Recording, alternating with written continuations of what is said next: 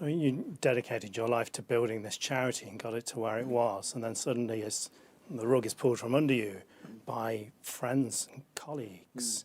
I mean, that must have been a real test of character. I mean, what did you learn from this experience? I learned I was stronger than I thought I was. I also learned I was weaker than I thought I was, because if you'd have told me a month before, this is going to happen to you, Nick, and you're going to spend the first 7 days a wreck, I'd have laughed at you. I said, me? No. Brought up in a tough council estate. I've had a gun pointed in my face. I've got 19 stitches in my head where I was robbed once with an iron bar. Someone saying hurty words online is going to affect... I don't think so. You don't realise how it affects you when it feels like the whole world is out to get you.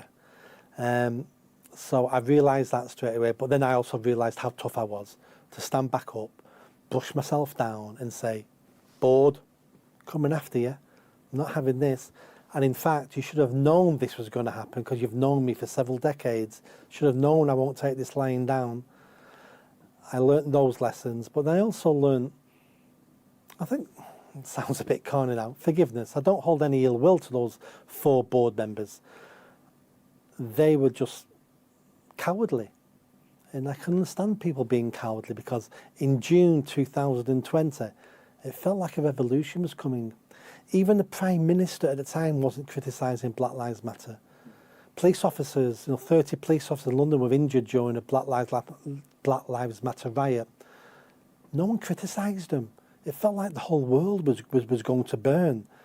So I can't blame those 4 people on the board for thinking we need to end this, and by giving them Nick's head, it might end it. So I don't blame them for that. And I wrote a book about it called Lessons in Courage. It's available on Amazon. And that really is about how we all need to be a little bit more courageous, because cowardice is an easy trait to fall into.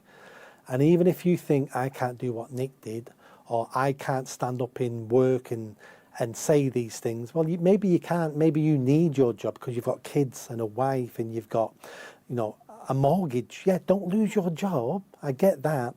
But there's little things you can do. And I came up with a phrase, be a ninja, not a whinger. So stop complaining and do a little bit. If all you can do is retweet something you agree with, well, that's all you can do. But doing nothing isn't an option. Work out what you can do without being sacked or ruining your life, and that's what you need to do.